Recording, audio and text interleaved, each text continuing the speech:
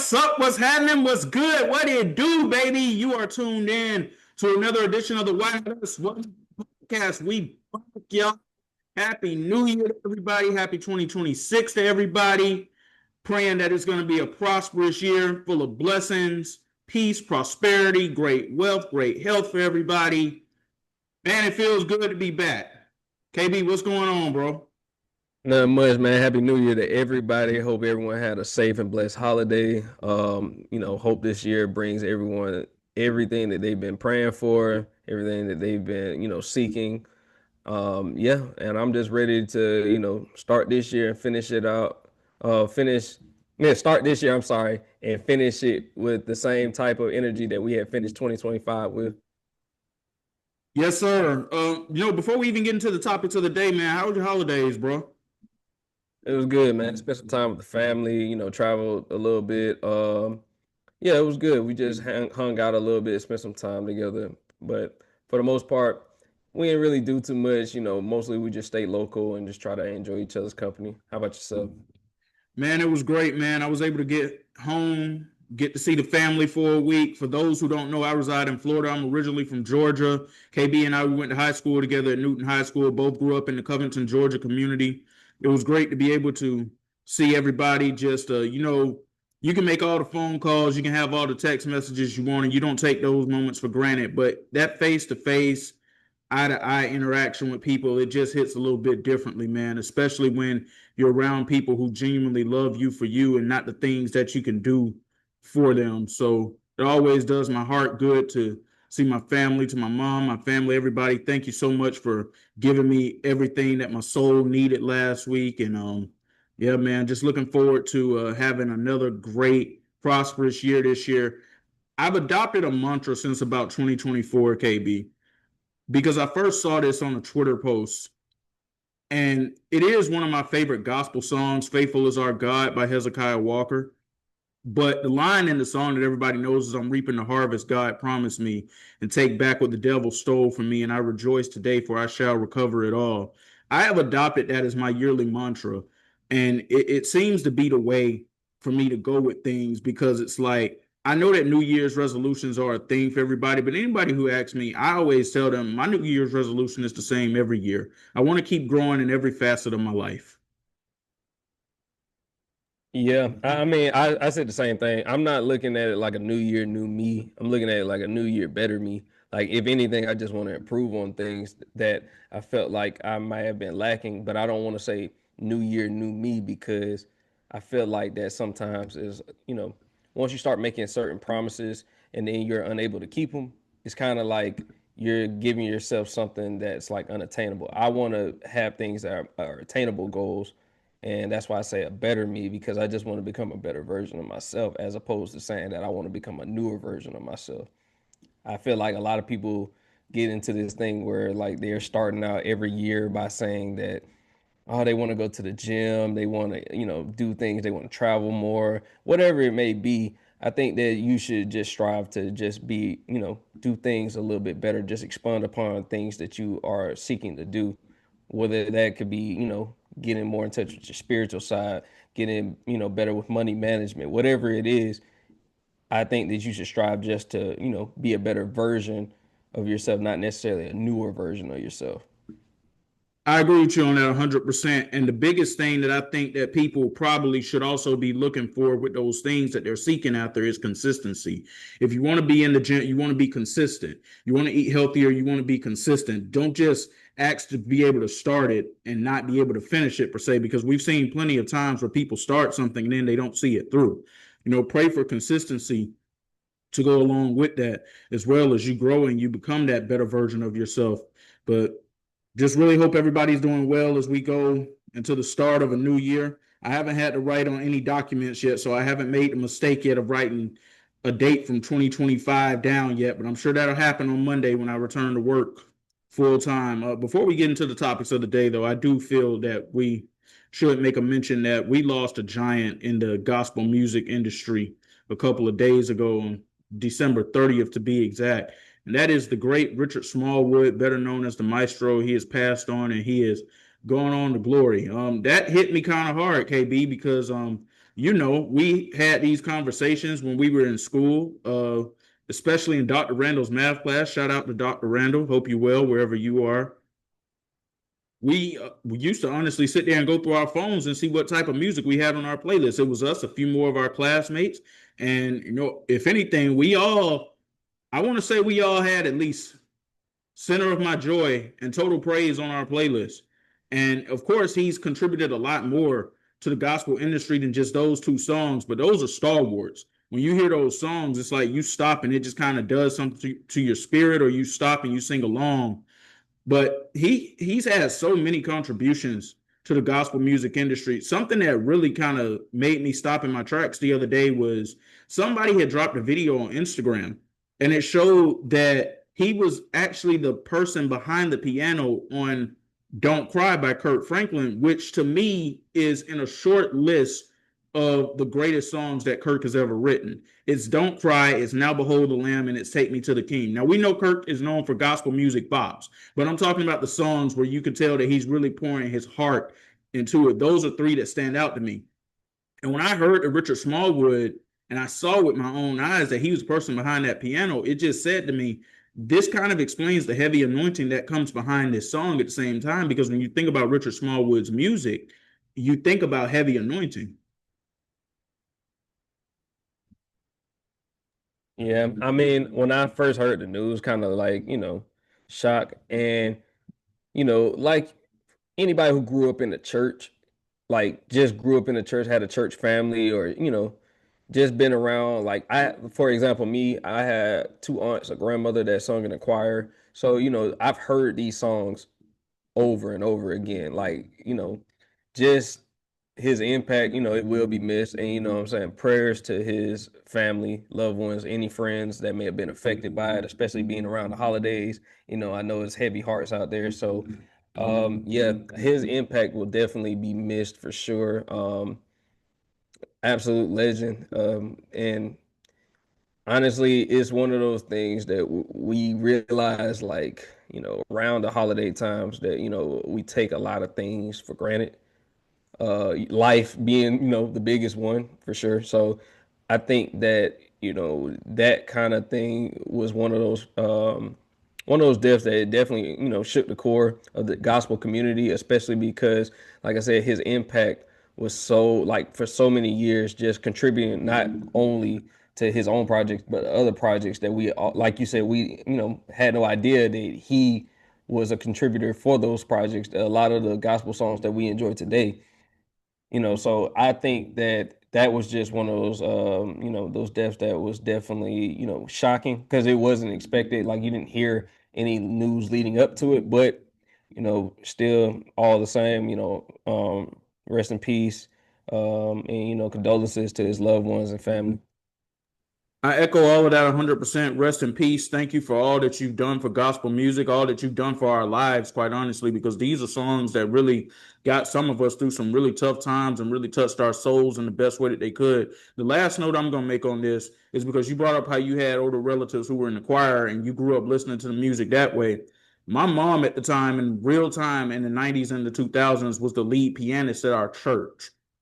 So these are songs that I definitely grew up on at musicians rehearsals, choir rehearsals, real time singing on Sunday morning. I can't tell you how many times I have heard our praise or our worship team at our church back home, Corinth Missionary Baptist Church and Social Circle. I can't tell you how many times I've heard Total Praise, At the Table, Feast of the Lord, Center of My Joy. I can't tell you how many times I've heard those songs in my life, because they're up there doing the different renditions of it, but they all hit the same every single time. So thank you so much to Mr. Smallwood. Thank you for being a blessing, and condolences to your family during this time. Man, we got to get into the topics of the day, though, because college football absolutely dominated New Year's Day yesterday. But the final game, which of course we dubbed as the main event because of the team that was playing in there, one of them anyway, turned out to be the big letdown. And that would be the UGA Bulldogs and Ole Miss Rebels playing in the Sugar Bowl.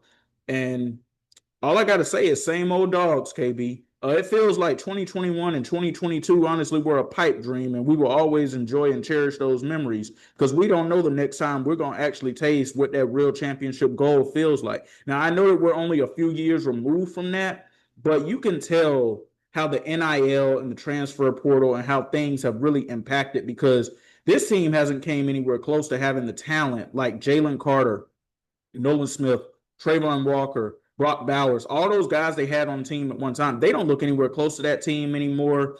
But last night, man, it goes back to some of the things we said throughout the course of the season. Is Mike Bobo the man for the job as the offensive coordinator? And after last night, I'm going to go back to saying no. There were some calls that I saw in particular in that second half. Mind you, everybody, Ole Miss wins 39-34. That's the final score. Georgia went up at halftime. They went into halftime with a 21-12 lead. And Ole Miss had terrible momentum going into halftime because of a bad mismanaged play call by Joe Judge and whoever else was out there. And I'm thinking, yep, they just going to keep this train rolling in the third quarter. I'm going to keep it real with you, KB. I'm going to keep it 100 real quick. I had my second plate of food going, man. I had my black eyed peas and my roast and my white rice and my cabbages, my cornbread. You know, the old country boy type dinner. You know how we do on New Year's Day. I'm like, man, I'm going to just sit here. I'm going to feast. I'm going to enjoy this. And I'm going to watch this team just continue to go BTA right here in this very moment. Because I was sure that was going to happen in the third quarter until it didn't happen. Now, I don't want to sit here and just poo-poo all over Georgia, though. I do want to take the time, as difficult as it is on a day like today, to give credit to Ole Miss, in particular, quarterback Trinidad Chambers and their head coach Paul Golding, which I think that's honestly why this kind of hits a little hard for me. I don't know if you feel the same way. Georgia lost to a team that is playing with a head coach who is coaching in his second ever game as an SEC head coach. Lane Kiffin left. That offensive staff is still there, but they're going to be gone after a couple of weeks after everything wraps up. And now Ole Miss moves on to the semifinals where they're going to play up against Miami. And another reason this hits hard for me, man, can you imagine the ratings monster that Georgia versus Miami game would have been next week? Carson Beck going up against his former team, and they just couldn't complete the deal. I got more that I'm going to say on this in just a moment, but what are your thoughts on what we watched last night? Initial thoughts going into it, I'm like 50-50 because 50% of me believes that Georgia blew the game. 50% believes that Ole Miss took the game. Trinidad Chambers made some throws that honestly, they were pitch perfect. He made two throws last night in particular that I just kind of had to I had to pause for a second because I said, damn, like these are like almost NFL. These are pretty much NFL throws that he's making. He made some plays last night that kept Ole Miss in the game. But honestly, let me go back to the Georgia side. This was kind of like one of those issues that I looked at from the first matchup. Because if you looked at the first matchup, Ole Miss honestly had a claim that they should have beat Georgia in the first matchup during the regular season. I think that they honestly they saw a few things that they could take advantage of. But honestly, Georgia lost the momentum and they didn't do enough after they gained the momentum right before halftime. The fumble recovery that they took back for a touchdown was the start of things that should have led into something into the second half when they had all the momentum on their side. They let Ole Miss off the hook. They let Ole Miss, believe that they were still in the game. And once they were still in the game, the ensuing drive in the second half showed that they were, this was still, even though it was a 9-point game going into halftime, this was still a game that Ole Miss felt like they could win. And I don't know if it was they were playing inspired football because, the head coach was leaving, coaching staff is leaving, going to join Lane Kiffin at LSU. I don't know what it is if they were just playing, but they, played inspired football. But X, I'm gonna tell you the one thing I was not impressed with. I wasn't impressed with that Georgia defense too much. I really wasn't, and I wasn't impressed the first matchup, and I definitely wasn't impressed with the second, second matchup. I felt like that defense gave up too many big plays, too many down the field plays, especially because I thought about it, and I sat and thought about it. I said, even if they were to win this game and advance to play Miami next week, There was nothing that showed me that they would stop anything that Miami would do offensively. And I thought that, they did at times feel like they did enough to win the game, but I just wasn't impressed from a defensive standpoint. I know we talked about Mike Bobo and whether he would be the OC for the future. I don't believe he should be the OC going forward. I just don't. I just think that ran its course and that needs to end. But defensively, they had a problem. I think defensively they were not good enough. I don't know if it was the bye week that was, played a part in that, but I do think that they did not do enough defensively to win the game. Offensively, you scored 34 points in a lot of situations, that's enough to win. But I do think that they have certain plays that they wish they had back because they did not capitalize on that, especially, third and goal inside Ole Miss territory with a chance to go for the win and you don't get it done. That's something that keep you up at night. So I do think that, credit to Ole Miss. They did a hell of a job. They came into that game with a lot of juice. And so, I'm looking forward to seeing them play against Miami next week. KB, the announcers called it right. When you go back to that final red zone drive that Georgia's offense had, it was simple. You've got 3 timeouts, short yardage situation. Give the ball to Gunnar Stockton and your backs and just let them run it. You were what, 3-4 yards away? You couldn't have got that into the end zone? Instead, on third down, these dudes called a cover 0.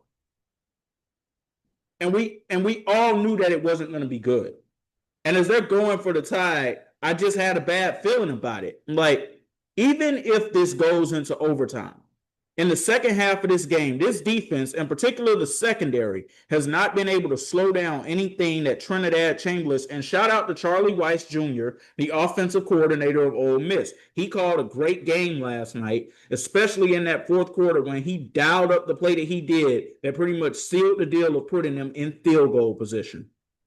When I saw it, I'm like, that's it. It's over.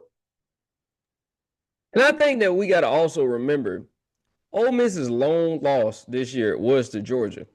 This is a hell of a football team. They can play. And the thing also, I looked at that their situational football was not good on that last drive for Georgia. Like you said, you run the ball. If they're going to, the worst thing you could have done at that last night was have them get the ball back with plenty of time and their timeouts to possibly go for a game-winning field goal. I think that there was some clock management issues from Georgia's side where if you're going to run, I want them to burn all their timeouts. I want them to use as much as they can so that coming back on the other side, worst case, we go to overtime. Best case scenario, we go for the win. I think that they left too much time on the clock because the way that Chambliss was playing last night, I did not feel comfortable giving him that much time to get them into a field goal position to win the game. I just felt like it was a lot of things that went wrong. Play calling on that last drive, especially like Gunnar Stockton has built his career off of being a dual threat quarterback, using his legs. You put the ball, if you have so much belief in Gunnar Stockton, you let him go win the game. You let him go put you all in a position to go win the game. But he's not he's not the type of quarterback that I can say drop back 3 to 4 times in the same on a first through third down and just drop back and just go win us a game. That's never been him. I think that they did not capitalize on a lot of the things that they needed to win that game yesterday. So I felt like that as much as it hurts being from the state of Georgia to see them lose like that, it honestly was warranted. Like, this was not anything that they didn't deserve. Because if you ask them today, they felt like they should have won because they should have capitalized a little bit better. So yeah, I look at Ole Miss. They definitely deserve this one for sure. And we're going to get into a little bit later just that matchup between Ole Miss and Miami that's coming because, like you said, based off of what we saw last night, even if UGA had pulled it out, I don't know if they would have beat this Miami team because they are firing on all cylinders right now, and they have gone away from Carson Beck, go win us the football game. They've gone back to what is the recipe for football: win in the trenches, win on the defensive line, win with the offensive line, run the football, play great defense. The guys they got coming off the edge, my goodness. So when you look at teams that need pass rushers, look at what's going on in Miami, in particular with the Bang guy. He's got to be the number one pass rusher at this point, right? Yeah, I agree. Like, I'm gonna be honest. From what I saw, I did not expect what we saw against Ohio State. They dominated that game. And honestly, if you look at this entire weekend, we've seen three really great defensive performances from teams that we did not expect to see. Miami had a great performance, defensive performance against Ohio State. That was probably the best just because of how loaded that offense is. You had Oregon as well. And then you also had Indiana against Alabama. Those were three. I think that we looked at the teams that won, how they dominated defense from their front guys, their front four dominated. And so, yes, if you are an NFL GM and you're looking at guys that you need to bring in as far as pass rushers to kind of solidify your defense, you got a couple of options out there, and it's a lot of guys that could bring some juice to a defensive line right now. As far as the guys that can get to the quarterback, I think that yeah, he is. But as far as Miami's DN, I think that he is right now the best because I don't think that there's anything you can do but double him at this point. He's wreaking havoc, so he's causing some havoc on that D line. And yeah, I think that you got to look at him as the number one rated pass rusher at this moment right now. And since we're already into it, let's just go full blown into what we saw in the Cotton Bowl on New Year's Eve, shall we? 24-14. Ohio State has not lost double-digit games like that since 2022. And 14 points, KB. I believe that's the lowest total that they've scored since 2004, if I'm not mistaken. Something happened in that game that I can't pinpoint right now, and I apologize that to our audience and our listeners. I saw the stat Wednesday when they were going through the post-game press conference. I believe that 14 points is the lowest that they've scored as a program in a big bowl game like that since 2004. That was 21, now 22 years ago, actually. If Ryan Day had not have gone on the run that he went on in the college football playoff last year, I think it's very safe to say that he very well could have been in the unemployment line. Yeah, definitely. And you got to think about it. Ryan Day prior to that run, what could he honestly hang his hat on? He had he was, at one point he hadn't beaten Michigan, and I think he had lost like 4 or 5 straight to Michigan. So I think that yeah, if he didn't have that run and then going out like he did, having the number 2 seed in the entire college football playoff, going out like that to a Miami team that kind of almost really snuck in to the playoff picture. I mean, yeah, I think that would have been grounds to fire him because I would have seen this is your ceiling. Prior to last year, had he not went on the run and they won the national championship like they did prior to last year, I would have said this is the ceiling that we see with Ohio State. No matter how talented they are on both sides of the ball, I see that they're just going to be good enough every year, win a bunch of regular season games, get to the playoffs, flame out, rinse and repeat. We're going to go through the same thing over and over. So I thought that was going to be one of those constant cycles that we've seen. Ryan Day, honestly, this was the team to do it. They looked dominant for the most part outside of the Indiana game in the regular season. They finally destroyed Michigan, this year. So it was a lot of things that they had going for them. And, I looked at their defense like this is one of the better defenses that they've had. I looked at Caleb Downs as the anchor to that defense. I thought that, this was going to be the year. They just needed the offense to, be not necessarily better than last year, but just be able to hold down the fort long enough to be able to give them their defense some kind of support. I didn't see that. I thought Julian saying he kind of looked a little flustered out there the other day. I think that, Miami's defense, credit to them because, they did everything that you need a defense to do. They got the quarterback flustered.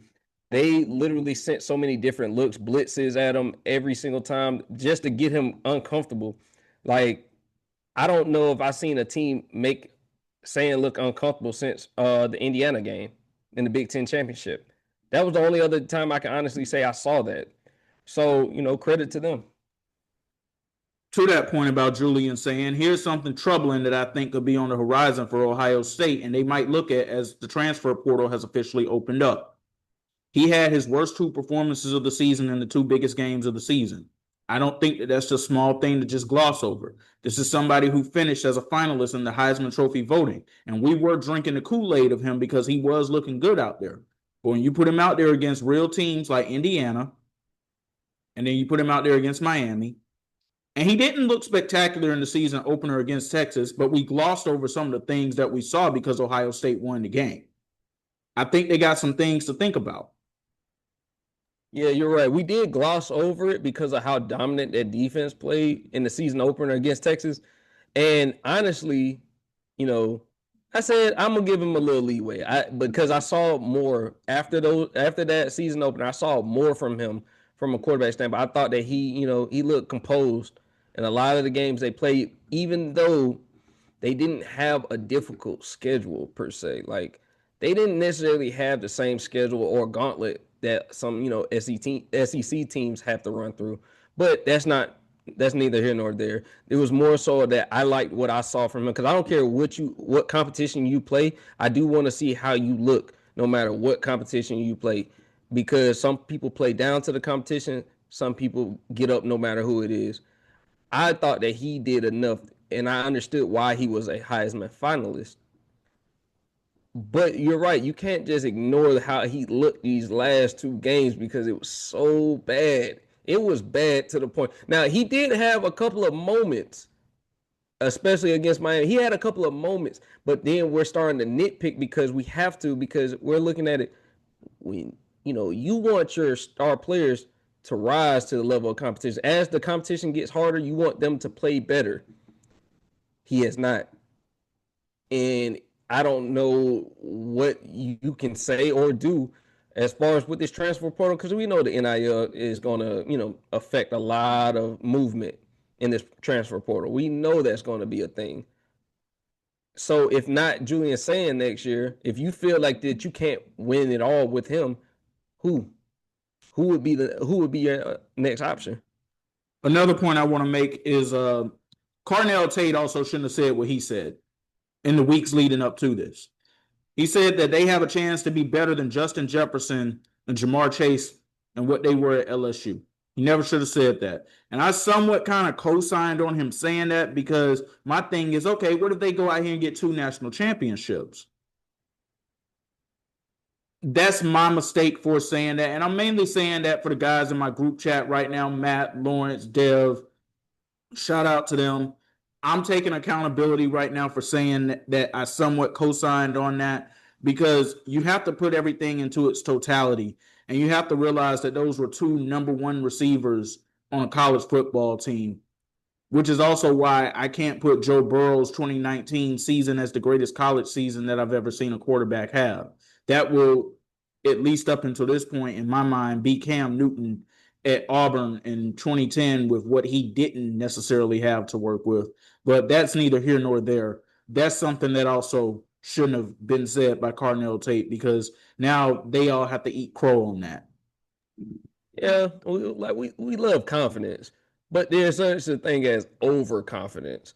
Like I know your intentions were good with it because you want to compare yourself to the greats. You want to compare yourself at all times to the great ones. And if you feel in your heart you don't expect anyone, you should never expect to say, I don't think I'm better than anyone. You should always believe that you are going to be a part of the greatest team. Like you want that for yourself, but there's also some delusion. And honestly, for me, X, I think that coming into that game, I'm thinking that Jeremiah Smith, he was coming with a point to prove not winning the Biletnikoff Award this year for the best wide receiver in college football.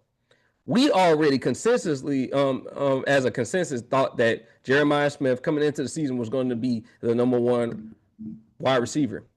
I think that was like consensus from a lot of people. We thought that he was going to, he already has an NFL frame. So we thought that, this is going to be his year. And, while they've dominated, he doesn't necessarily have the numbers that, some others got. So I'm thinking that he was going to go out there with a point to prove. And, it just didn't work out that way. Now, he did have a big 60-yard catch that I'm thinking is going to, start up some things. But, like I said, I think that Miami's defense did exactly, they followed the game plan to a T. Giving up 14 points from an explosive Ohio State offense is something that, should be, I think that we're not giving, in the national media, I don't think giving enough credit. I don't think people understand what we saw out there. Like, it's one thing for, Oregon to do what they did to Texas Tech. And it's another thing for, Indiana to do what they did against Alabama with Ty Simpson, being banged up in the midst of that game. But to do this to an offense that has weapons literally at every skill position and do what they did on a national stage, I gotta tip my cap to them, just because nobody expected it. If you, even as a Miami fan, you have to admit you were a little nervous going into that game because you knew there were threats everywhere. And you knew that you had to account for a guy like Jeremiah Smith, because while he wasn't a Heisman finalist, he has Heisman type of talent. Julian saying being a Heisman finalist, you were a little bit, you can't say you weren't a little bit worried. I know if we talked to Nate to this day, he would at least say, I was a little concerned. As much as I thought that Miami was going to win, he would at least admit that he was concerned going into that game, because this was, by a lot of people's measure, the number one team. Regardless of the loss to Indiana, this was the number one team in the country. A lot of people believe so. So that is exactly why I think that they should get a great amount of credit for what they did against Ohio State. Nate might say that today. He definitely wasn't saying it yesterday when he was for sure letting me know about his Hurricanes. So one thing I will say, and this is going to lead into the third game that we talk about, I believe that Miami is going to go as far as the national championship game. I don't believe that Ole Miss is going to be able to beat them, but who knows? Might be wrong. We'll see. But before we actually go into that third game, one point I do want to say is what this 12-team playoff has honestly caused chaos the past couple of years, even during the playoff, because most of the top seeds are not advancing. They're not playing in the big game. Indiana is going to be the first one seed to go into the semifinals, I believe, since this whole thing started last year. All of the other top teams that had these buys, they're gone. All of them are gone. Now, I never believed in Texas Tech, to be quite honest with you anyway, and that's no disrespect to them. They had a great season, but I looked at them the same way I looked at the same Cincinnati team that we saw make the college football playoff a few years ago. When you have to play up against somebody that's real, we're going to find out about you for real. And what we found out is they're not ready for the big time show with the Big Ten and the SEC just yet. And I'm all for giving, these programs like Tulane, James, man, I'm all for giving them a chance to showcase. But then it gets into the we get into a discussion of should they have been there, because the criteria, it seems like with this college football playoff, the 12-team format especially, it just feels like that we're getting into it where the criteria feels like it's changing each year, because I don't feel like we're seeing the 12 best teams. And then with the, top seeds not advancing, it's kind of just like we look at it like baseball. When the right team gets hot and they're playing constantly without a break in between, you can kind of get in rhythm, and it's harder to get back in the rhythm. It's really hard to get back in the rhythm as opposed to maintain rhythm, because we look at it like once you start getting into like playing more and more competition, these guys are riding momentum Momentum does carry from game to game. It does. Whether we want to admit that or not, it does. Especially for a team like Miami. The reason why they're dangerous right now, as in their minds, we just beat the top team in the country. Regardless of seeds, we beat the top team. So if we can do that to them, we definitely can do that to a Ole Miss team that we don't feel is as talented as Ohio State was. And we look at Indiana. Indiana is trying to go out there and prove we are the class. We've been the class of the entire country. We've been the best team in the entire country the entire year. Now we're just showing it more and more. Mendoza is just stamping himself as the potential number one pick. So, it's a lot of things that have to be proved. But I don't know if I would have seen this 4 teams that we have left in the race right now at the beginning of the season. I don't think I would have seen that. Carson Beck would have, we talk about him going against possibly Georgia, and I would have loved to seen that. That would have been like pay-per-view for me, going against his former team with something to prove. That would have been something, a narrative that, that would have been box office right there. But I think that we've gotten into this thing where now I don't know if we're necessarily seeing the 12 best teams play anymore. I think that, because I'm gonna tell you, X, the one thing I didn't necessarily like, I'm still not in favor of these automatic bids. I think that is giving teams a chance that getting put in over someone who actually deserves it, because we see that you can have a losing record, win your conference championship game, and get an automatic bid into the 12-team playoff. I don't necessarily agree with that, just because sometimes there's no benefit to playing in the college football and into your conference championship. Sometimes there's no benefit for certain teams except getting yourself kicked out of the actual college football playoff. I think that there's some tweaking that needs to be done, but I told you my thoughts on returning to the original BCS format. I'm still in favor of that. I do think that this has been an exciting playoff this year, outside of maybe the first round matchups, but it's been pretty good. I think that it's been better than last year's, for sure. For me, it has been. The first round kind of had me a little bit like, I'm not sure, because we saw nothing but blowouts. Outside of the Alabama Oklahoma game, I didn't really see anything that was worth watching. But so like yesterday's games, and even the Miami and Ohio State game, it actually restored my faith a little bit. But I still think that there's certain changes that need to be done, like to the playoff format. There are, and I believe that the committee is going to work hard to continue to put those changes in place. But I will say this. I think that those group of 5 teams will continue to at least get 1 slot, if not 2, going forward. Because you have to look at it like this. It's not the same thing as March Madness with college basketball, what I'm about to say, especially in terms of the amount of teams that make it. But how many blowouts do you usually see in rounds 1 and 2 with those 16, 15, 14, 13, 12 seeds that usually happen? Now, yes, of course, sometimes we do end up with a nice Cinderella story, but for the most part, at least for the past couple of years, KB, we haven't really seen it like that.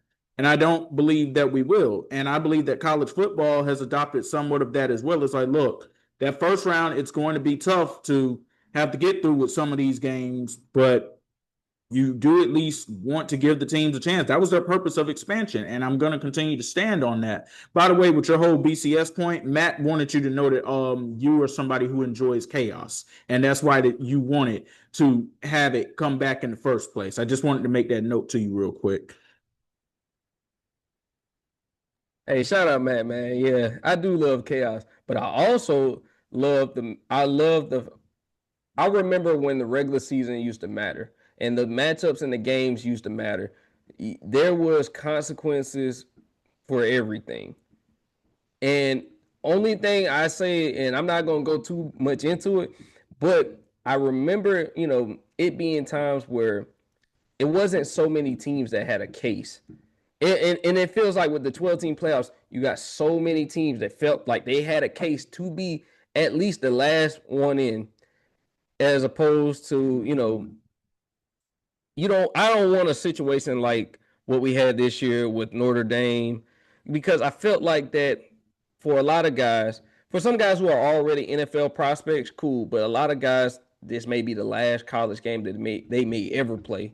So opting out of a bowl game where they may never like, and I know that this was like an agreed upon thing, so that's why I'm not going to get too much into it. But I don't want it to be where so many teams could possibly have 2 losses, and then we let in a 3-loss team like Alabama, and then say, well, they played this schedule, or they played this schedule, because I want it to be more so definitive. This was the team that deserves to play. These 2 teams have been the best all year. They deserve to be here. Now, because what that'll force some of these athletic directors to do, go schedule the best. If you want to claim that you are the best, go schedule the best. You can't keep having these softball schedules, these little cupcake schedules, and then saying, well, we deserve to be the #1 team. No, if you deserve it, play the best. You want to be the best, beat the best.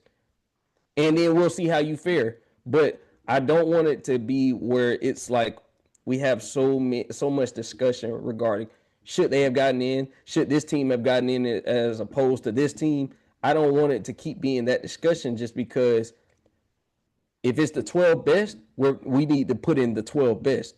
Now, what you said about these group of 5 teams being in, I do think they'll continue to get in, because you don't want it to be like, well, we're winning, but you're all still not giving us the respect that we deserve. And we're playing who's in front of us. That's the whole thing. We have to play who's in front of us. And if we're not going to give them respect ever, then you're kind of going to be like, because I know a lot of mainstream football fans don't want to watch it. That's fine, but you can't just do that every single time that one of these group of 5 schools has a great year, and then they make their claim to be in, regardless of who it is. Let them get in, see how they fare, and they may win, they may not, but let them see how they fare against these teams. And one point I do want to make: we might not have liked watching James Madison go up against Oregon. James Madison put up more of a damn fight than Texas Tech did on New Year's Day. You absolutely right. Now, and then you also got to look at it. Matchups are everything. Just because they didn't match up well against Oregon necessarily doesn't mean they would have matched up if they had played, let's say, a Texas Tech, or let's say, or they had to play a different school that got into the college football playoff. Matchups are everything. So just because they got blitzed the way they did does not necessarily mean that they didn't deserve to be in. That just goes to show that there are levels to everything. Oregon was just on a different level, and it's a home game at that. It's not a neutral site game. So you have to factor that in. They had to go. James Madison ain't probably played in front of that many fans ever. So you got to think that's a hard thing to do. Go on the road in your first ever playoff game, in school history. That's a hard thing to do. So I do want to give them credit, because I did see a few things that I like from them. Yeah, I said I see why they're the cream of the crop for their respective conference. But there is levels to all of this, is my whole point. Speaking of giving respect, I think it's time to officially buy into what Indiana has been doing. I had my questions about it even after the Ohio State game, but my questions have officially gone out of the window. Indiana is the real deal. This is the best team in the country. They played Alabama in the Rose Bowl, and that was the one bowl game, KB, that I was like, out of the college football playoff picks, I'm like, I don't know how this one's going to go. I guess it's me showing Bama respect based off of tradition. But what was officially made clear to me yesterday is that we must now throw tradition out of the window. This is no longer the Nick Saban era of Alabama football. They are so far removed from it.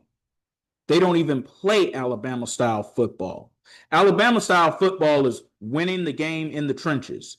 They're trying to play this West Coast offense style that is not even SEC-style football. They lost the game 38-3. That 35-point margin of defeat is the largest margin of defeat in a postseason matchup or a postseason scenario in Alabama Crimson Tide football history. Before we go into Indiana, because we already talked a bit more about them, because I have a point about Curt Cignetti I want to raise to you, because I'm curious to get your thoughts on it. Is it fair to say that Kalen DeBoer will be looking for a new job in 2027? Obviously, he'll be back in 2026 more than likely, we think. But in 2027, I don't see how it gets better from here. Yeah, and I think so. I think so. And you got to look at it. That fear factor that Alabama once had, that's gone. This is not Nick Saban's Alabama teams.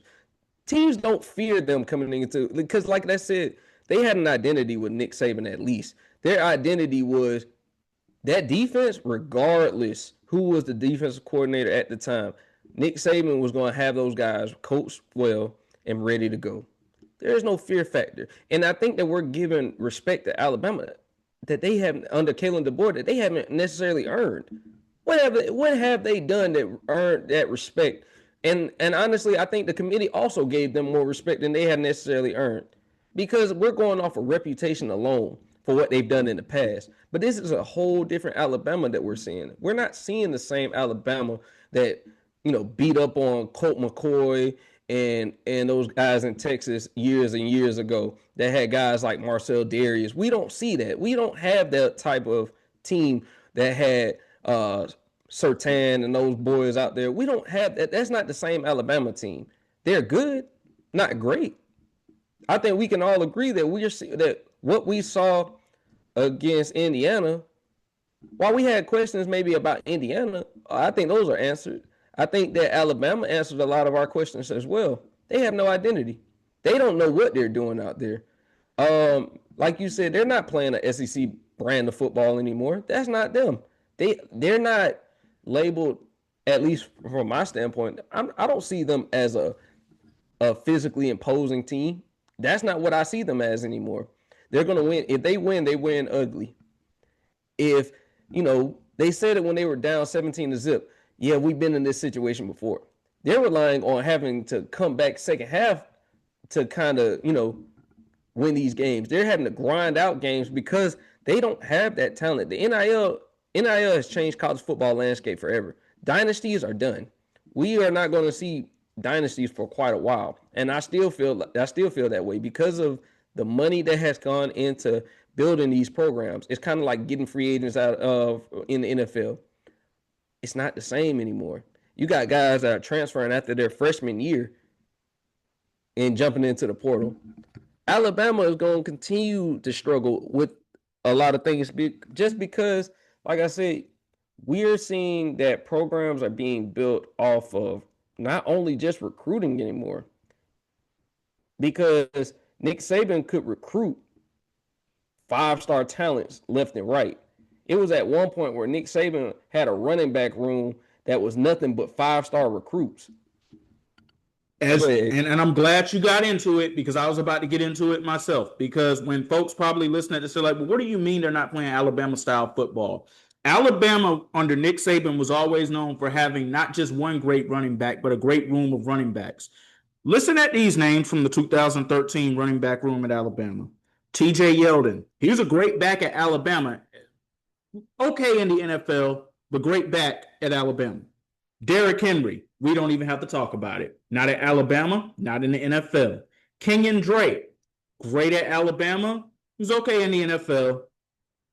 Then there was a freshman running back there who didn't even get to play named Alvin Kamara. Let's go back to running back rooms before that.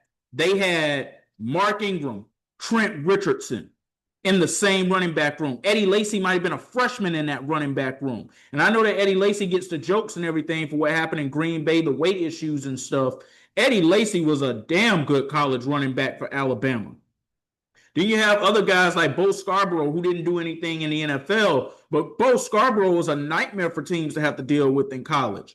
In the same running back room with Derrick Henry and these guys. Jahmyr Gibbs, and Jahmyr Gibbs came further down the line, but you get my point of what I'm trying to say. Josh Jacobs was an Alabama running back. This is what Alabama was known for. Now, they also had great wide receivers, great talent all around too, but ground and pound, run the football, win with defense. That's what they used to do. As a team yesterday, Alabama combined to rush for 23 rushing yards.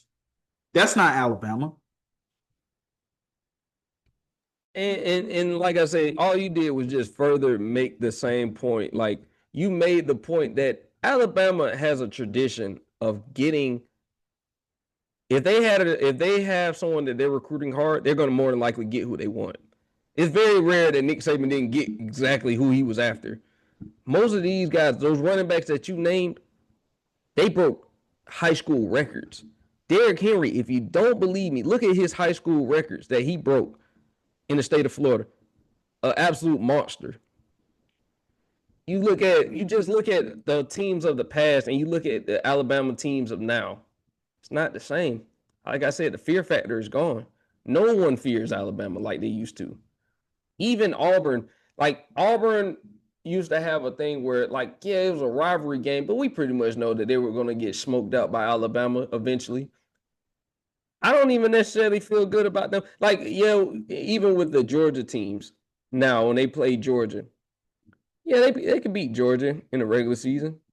But we all know that there's not going to be something where, like, Kirby's not going to make an adjustment or two, a few adjustments here and there, and he's going to come back even more prepared. What happened in the SEC championship game? That was adjustments. Also, the injuries played a part into it from Alabama's side, but that was more adjustments and then Alabama's lack of adjustments to who they had on the field. Their personnel, the personnel that they had on the field, there was no adjustments made to cater to the personnel that they had on the field. What I'm saying is, Kalen DeBoer has to understand this ain't this ain't the West Coast. This ain't Washington.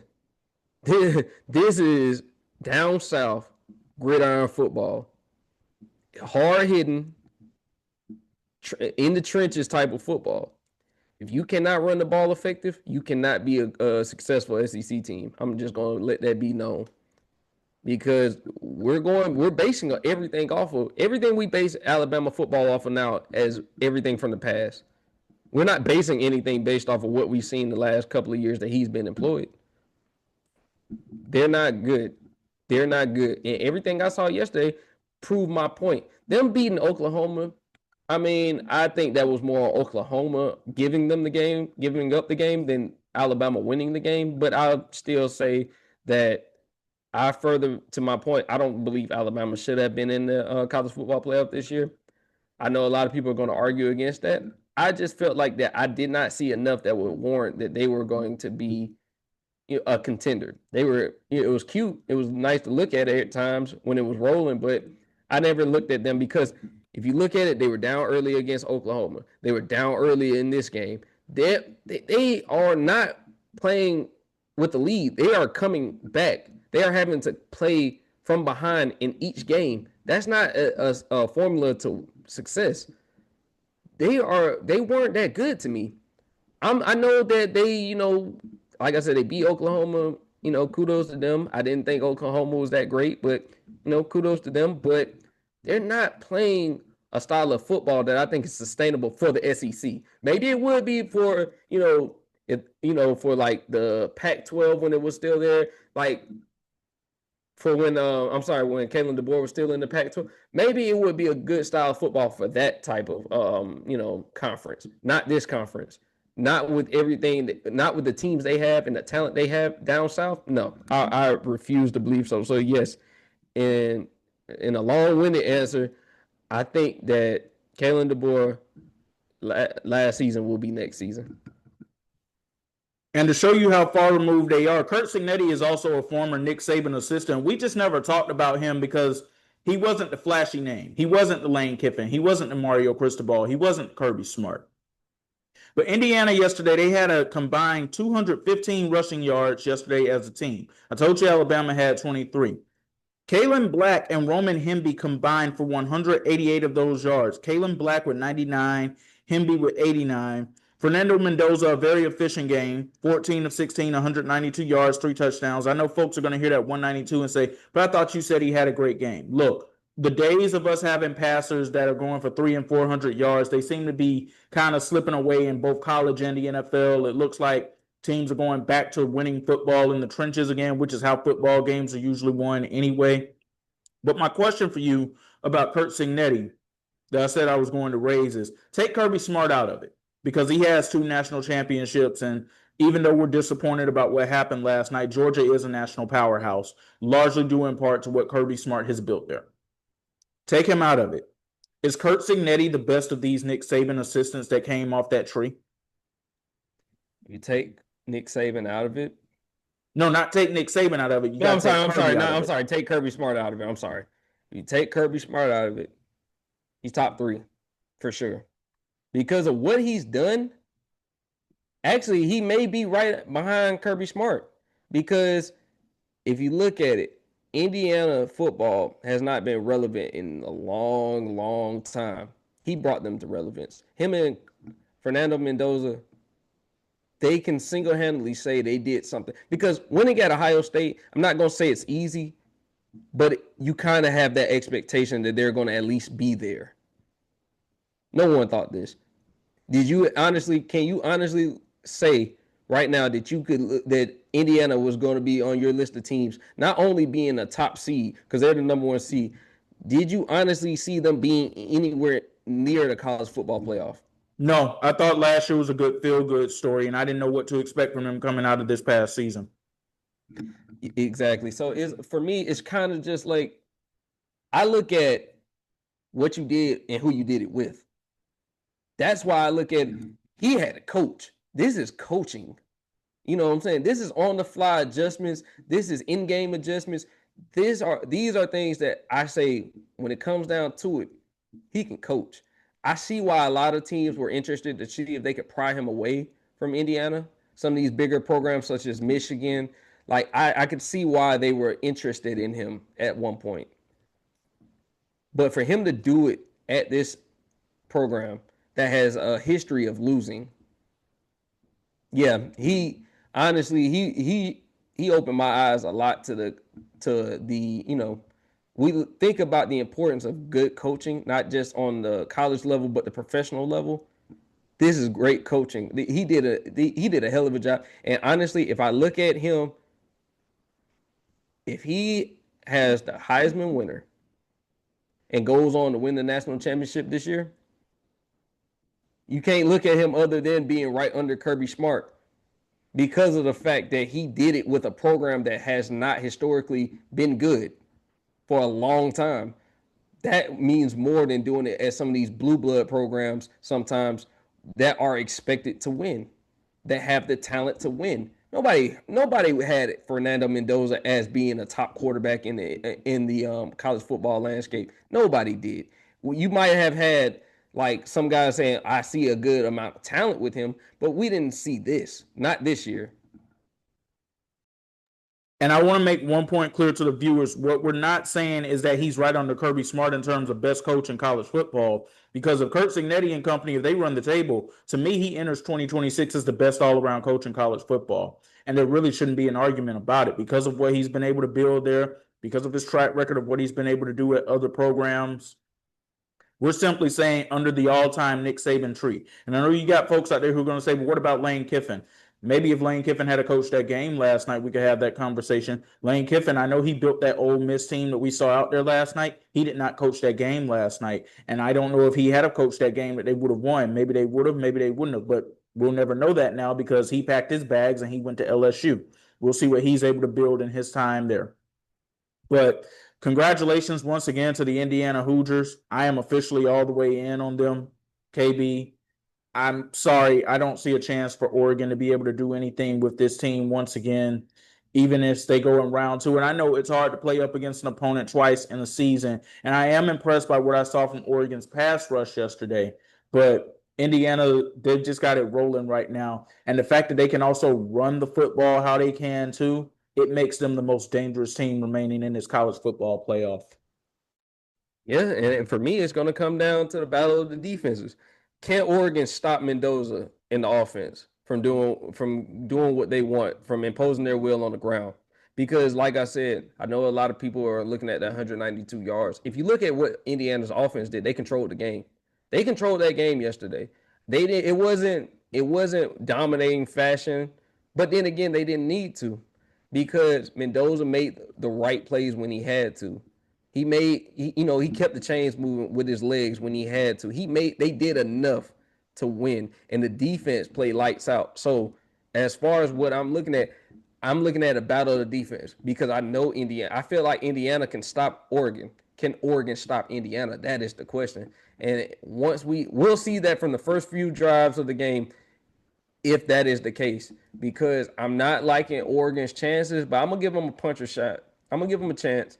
I'm gonna give them it may be a small chance, but I'm gonna give them a chance because you never know how these things turn out with, seeing a team twice. You never know what adjustments were made when they go turn on the film and they see all the mistakes that they made from the first matchup. Now we're going to see, can they adjust to it? Can they adjust? Because while they're going to adjust, Indiana's going to adjust as well. So we are going to see who made the right adjustments. And I want to see, like I said, was that a one-time thing with the defensive performances from both teams, or is this something that we can expect going forward with the national championship game looming? And the last point I'm going to make on this before we go into the quick hitters, the one thing we've seen from Indiana under Curt Cignetti that is also very Nick Saban-like are two things. They don't do things that beat themselves, and they don't play down to their competition. That's another reason I'm just not giving Oregon a shot in this one. With that being said, let's go into the quick hitters, beginning with Oregon routing Texas Tech 23-0. We already talked a little about this. It's not really too much more to say. Congratulations to Oregon. Texas Tech, you had a nice season, but you did not belong in the spot that they had you in, especially in that number 4 spot. Even if they had had a bye, KB, like you said, if they match up against Tulane, if they match up against James Madison, how do we know Tulane and James Madison hadn't been able to pull off the upset there? And that's true. Like I said, matchups are everything. Texas Tech, I think that they, outperformed their expectations for the season. But we already knew, especially going into that game yesterday, I gave them, like I said, I gave them a small chance. But it just shows more and more that when we get into like competition, who you play matters. Because with Texas Tech, I mean, what do you hang your hat on? Who was the best team that you played this year? BYU? Like I'm looking at it like I can't say I didn't see it coming, but I kind of did. Maybe I would have gave them maybe at least scoring at least, but I just look at it like you're right. They didn't deserve to be where they were, but that's also based off of who they played. So yeah, I'm not saying that I didn't expect that. I expected Oregon to dominate them, just not in the fashion that I saw yesterday from a defensive standpoint.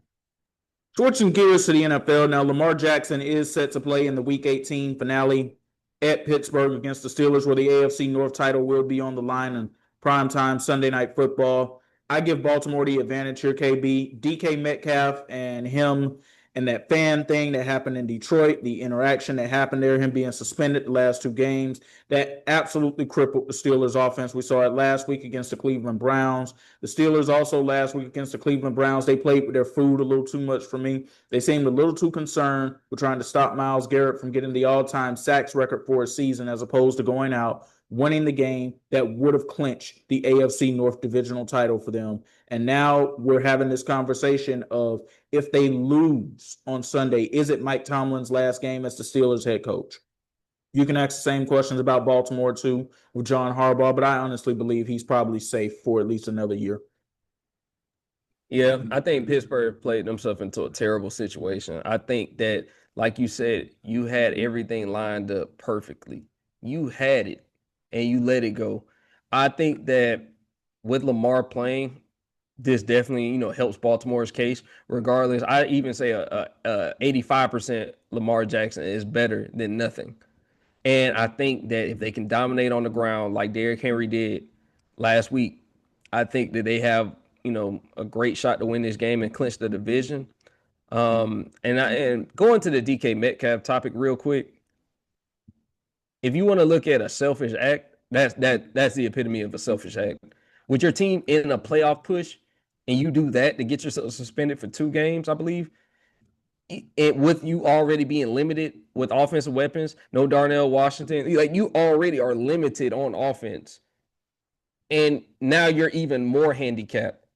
I don't see how Pittsburgh wins this game. I'm not gonna I'm not gonna count them out because we already seen that anything can happen. Like Baltimore's not been super impressive this year, but I think that they're getting their players back at the right time. And while Pittsburgh has honestly If there has ever been a time that Mike Tomlin has been on the hot seat, this is definitely the year that I could see him possibly being let go if they do not win this game and get into the playoffs. I could see Mike Tomlin being fired as being I believe that Mike Tomlin is the longest tenured Steelers head coach ever. So I could honestly see in this being coming to the end moment for Mike Tomlin if they don't win this game. I don't know if he's the longest tenured. I think that's still Chuck Noll. I know he's the longest tenured NFL coach with a current franchise right now. I know that he is in that spot. Yeah, But excuse me. I'm sorry. Active head coach. But to the point of what you just said about him potentially being let go, I don't think Mike Tomlin should be let go. I think there should either be a mutual parting of ways or he should get to choose his pick of the litter on where he's gone. He has not had a losing season as a head coach. He's been a consummate professional. He's been a great ambassador for that organization. They should allow it, honestly, to be left up to him. But if they do not make the playoffs, yes, they should part ways 100%. Troy Aikman is being brought in to help with the search of the Miami Dolphins' next GM search there. He's not going to be a full-time employee, but they're bringing him in basically to be a consultant. KB, we saw something like this 2 years ago when the Washington Commanders helped bring in Bob Myers to help kind of help with their search of their next GM and different things like that. And I think we'll continue to see things like this. But hearing this, here's what it really tells me. Mike McDaniel will be back as the head coach of the Dolphins more than likely, unless that new GM comes in and decides that he doesn't want Mike McDaniel. But I think it's a smart move to bring in a guy like Troy to help potentially with the search of who the next general manager is going to be for this team. Yeah, I mean, bringing in someone with winning pedigree, like I think that is important when you're talking about turning around a franchise that historically has not been good over the past 15 years, 15, maybe even 20 years. Most of our lifetime, the Dolphins have not been competitive. So I'll say that, anything at this point is on the table as far as trying to, turn around the franchise. So bringing in Troy Aikman to at least help advise you on who should be the next head coach. I'm sorry, who should be the next head coach. I even think that Mike McDaniel, like I said, I think that this late season surge that they've had when they've been playing better football, I think that is enough to keep him, enough of at least an idea to like retain him as a head coach of the Miami Dolphins. Even though we were looking at about mid-season, he was as good as gone. But I think that, from recent games, even them being outside of the playoff, you see enough to say like, okay, maybe he's not lost the locker room completely. Maybe there is still something here that we look at, we can retain him and build towards what we have. Like, I think that now, if anything, not trying to stir the pot, Tua would be gone, in my opinion. Tua, I think, has outplayed his usefulness in Miami. He should be gone before Mike McDaniel should be gone, but that's we'll get into that another day. I'm sure we will, as a lot of things are finna unfold with the regular season coming to an end. We'll talk about that a little bit more, possibly later on. So we'll see how that, things develop in Miami. Well, another coach who's probably bought himself another lease on life for at least one season as a head coach in the league would be your Atlanta Falcons' beloved Raheem Morris. And there are also rumors that Zach Robinson could possibly be back too. But I honestly can't say that it's necessarily wrong to say that because with Kirk Cousins, they've been winning football games. They weren't doing that with Michael Penix Jr., so we'll see. But I brought that up because the Falcons have a chance to play spoiler this weekend. And I do believe it's probably going to happen more than likely because the Panthers and the Buccaneers are set to face off with the NFC South title on the line on Saturday in a matchup. I will be there at Raymond James Stadium there to cover the game. I don't know what to expect out of it at this point, but whoever wins this division, congratulations on winning the division. But this is the worst division in football, bar none. Because even if Carolina loses, as long as the Falcons win, they would still win the division. Tampa Bay needs to win, and they need the Falcons to lose. And it's Saints week in Georgia. I don't think that's going to happen on Sunday. Just goes to show this is why you don't play with your food. Tampa Bay had a 6-2 lead in this division. They were running away with it. And for the last 2 months, everything has completely fallen off the rails. And now there are reports that are flying out of the woodworks that Todd Bowles is not 100% safe. Yeah, and like you said, Tampa Bay, they blew it this year. I think that they no longer control their own destiny. I'll be at the game on Sunday, and like I said, no matter what, no matter how bad the Falcons and Saints are, this game has implications from a standpoint of bragging rights. You know, the all-time series being so close as it is, nobody wants to lose that game. Now, what does hurt for the Saints and Tampa Bay fans, Chris Olave will not be playing in that game. He has they discovered a blood clot recently. He will be out for that game. So that further makes it even harder for the Saints and makes it even harder for the Tampa Bay Buccaneers. This is one of those situations that, you know, I look at Liam Cohen no longer being the OC has definitely played a part in the issues that have been going on with the offense this year. I think that, you know, I've watched them. I watched them last year and I watched them this year. Something just isn't clicking. And with them having the lead, because they did enough early in the season to run away with this division to where, because honestly, what this last week has shown, last few weeks have shown, is that this isn't more of a, you know, Tampa Bay descending and Carolina ascending. This is more of that this division is so terrible, someone has to win it. That just shows to me that Tampa Bay, if it was up to me, nobody from this division would be in the playoffs. Because I don't think anyone deserves to be in the playoffs. Not the Falcons, even though as much as I would love to see it, Falcons don't deserve it because they played around too much. The Tampa Bay played around too much. Carolina played around too much to the point where it's coming to a win or go home game. And Carolina has a lot more in their favor because of them winning certain games. And you know, going 2-0 against the Falcons. And yeah, this division is honestly a mess, X. I really can't tell you enough, like just being a fan of a team in this division, seeing how bad it is, because you have teams like Carolina, who's 2-0 against the Falcons, but 0-2 against the Saints. Nothing really makes sense anymore in this division. So honestly, I don't know what's going to happen on Sunday, but I will say that Tampa Bay has put themselves in a very bad, precarious situation by not taking care of their business and allowing themselves to control their own destiny. Because now, with it looking more and more likely that the Falcons would be the ones victorious against the Saints on Sunday, we never know because it's a, you know, rivalry game. We never know, but with them favored to win going into that game, it's almost going to be one of those games that could be pointless by 4:15 or 4:25 whenever kickoff is. So Yeah, I'm gonna just keep it 100 with you. I'm ready for this season to be over.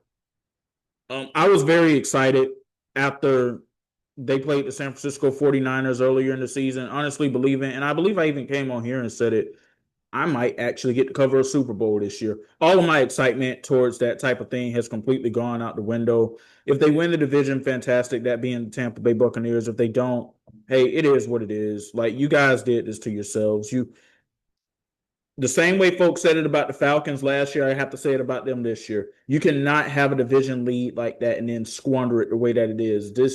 This league gives you a small window of time. This is not the NHL. This is not the NBA. This is not the MLB. You do not have months upon weeks to get your season turned around. Like it just doesn't have it. This is a week-to-week league. And honestly, Carolina, they've made some big strides. And you know that they were my sleeper coming into this. So it doesn't surprise me that they sit here in this position. But I also wasn't so sure that Tampa Bay would have that much of a lead in the division coming into things. Baker has regressed. He's still a franchise quarterback, but he's one of those franchise quarterbacks that needs everything to be correct around him in order to be as effective as we saw it being. I saw a stat yesterday that went to his game against Carolina last year, and I was in attendance for that, throwing for more than 350 yards, 5 touchdowns, no turnovers. That's not the Baker Mayfield that we have here at this point anymore, and that's not the Baker Mayfield I expect to see this week. You can always have hope, but you got to have something to have hope about, and right now with the Bucks, it's just not there. An NBA headline I want to close out quick hitters with, because it's actually going to take us into part 2 of the show. LeBron James is currently 14th, KB, in the Western Conference in terms of, well, not in the Western Conference, but overall in terms of all-star voting. So he's in danger of not making the All-Star game. Do I think that's going to happen? Absolutely not. But Draymond Green, oh, he's out here pleading his case for LeBron James to be in the All-Star game and basically telling the fans to stop it. You know that he deserves to be in there. He's been the face of the league for 20 years. Draymond doesn't even do things like this for Steph Curry. This is absolutely sickening at this point. And I'm going to be very quick on this. I don't have an issue with the fact that LeBron is voted so low because last year he basically spit in the face of everybody who was an all-star voter and didn't tell them until the very last minute that he was not going to play in the all-star game. That could have been Norman Powell's spot, who earned his right to be there. He took food out of Norman Powell's mouth when he did that. So I have no problem with the fans and the league potentially putting a middle finger to him saying, yeah, we're not going to vote you in this year. I know how great LeBron has been. I don't take anything away from that. He is the greatest player of my lifetime that I actually got to see. I was born in 96. I didn't get to see Jordan and the Bulls. But that doesn't take away some of the BS that he does either. And what he pulled last year was some BS, and I have no problem with this. Yeah, I just don't like the fact that when it comes to fan voting, we could vote in players that necessarily haven't played.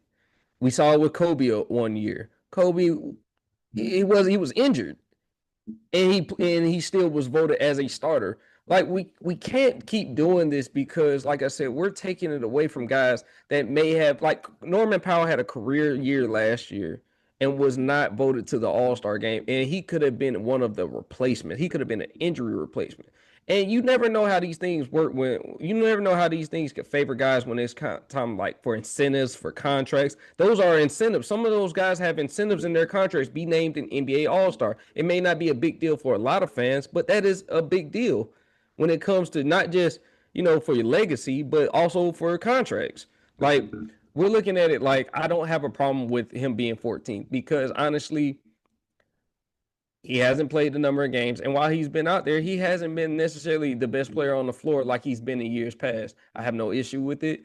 And I think we need to normalize this. Yeah, he has done a lot for the game. He has turned this game more global, just in the way that, MJ and Kobe have. But we also gotta just stop doing this whole, well, he did this in years past, so he automatically needs to be an all-star or all-star star. That we don't have to do anything. We also have eyes. We have the ability to see what's going on. And there are guys that deserve to be in the All-Star game right now currently over LeBron James. Doesn't necessarily think that, do I think that he won't be All-Star? No. I'm not going to go that far just because I know that LeBron has many fans. I'm a fan of LeBron. I think he will be in the All-Star game. I think he will be a starter for as long as he is playing as long as he is playing basketball, he will be an All-Star starter, regardless of the situation, regardless of games played, anything. I think he will be there. But we do have to actually normalize putting people that deserve to be there. Because a lot of these guys, they may have a breakout year and they may never have that type of year ever again. They need to be all-stars. Norman Powell, I felt so bad for him because he did everything right to be an all-star. And he still didn't get the nod. Not as an injury replacement and not as a reserve. So I felt bad for him, and I think that this is one of those things I don't have an issue with. And on that, we're going to wrap up part one of the Why Not Us, Why Not Now podcast for this episode, because in part two, we got to talk about my Los Angeles Lakers and your Atlanta Hawks. X and KB coming at you. We'll be right back in just a moment.